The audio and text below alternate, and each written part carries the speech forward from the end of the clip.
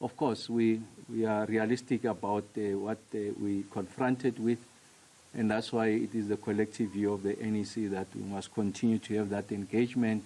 Government will have those engagements. The Minister of DTIC is having those engagements to ensure that we protect, if you like, our presence in AGOA, and I think it's a conversation that will be led in government.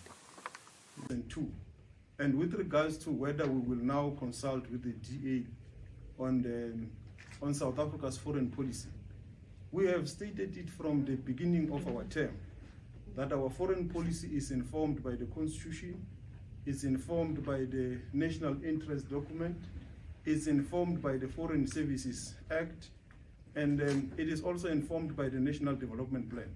And that is what we are implementing.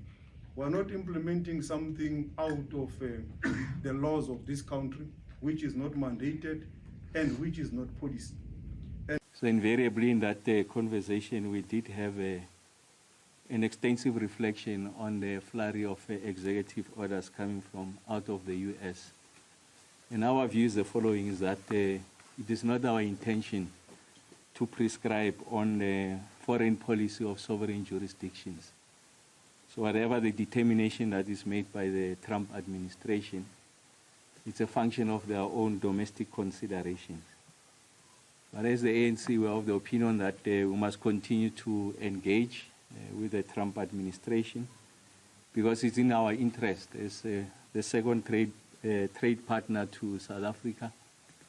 And it's whether the ambassador to the US should be white or black, the ANC is a non-racial organization, and as we look at the ambassador who will be appointed by the president, in terms of the Constitution of the Republic of South Africa, we are going to look for a capable South African that we believe is fit and proper, meets the requirements of being an ambassador to the United States or to any other country that we want to deploy that person to. We also appreciate the fact that we are a nation that is still building itself towards being united, non-racial and non-sexist, and therefore there has to be also someone who must play a role that unifies the people of South Africa and gives hope, as compared to us waking every morning with a tweet or something that is coming out as a decision. On the trade issues and any other country in the world, as an emerging economy, we need technologies, we need various investment to help us grow the economy. So we will continue to cooperate in that regards and negotiate trade agreements and trade related issues. So we think that there is a space there to engage and negotiate bilateral trade engagement with the US in this regard. It's not our intention to undermine that relationship. Of course, we do admit that it is at its all-time low, at least in the post-apartheid era.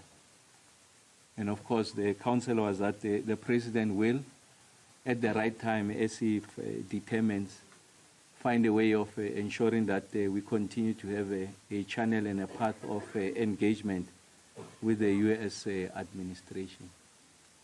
So if the intention is to target the blacklisting of certain ANC leaders and the like, it's a choice that they are making. But our view is that we will continue to invest in that relationship, because it's of significant importance to us, as is other relationship with other jurisdictions across the world. Of course, our outlook on human rights and also our own domestic issues, which are foregrounded on the Constitution of the Republic of South Africa. On issues of transformation, even the International Human Rights Council in Geneva has confirmed that South Africa does need redress on the land question. So we can't compromise on those issues of principle. We remain open to engage on trade issues, trade relations, to open up and to continue to cooperate with the United States of America on the trade issues. And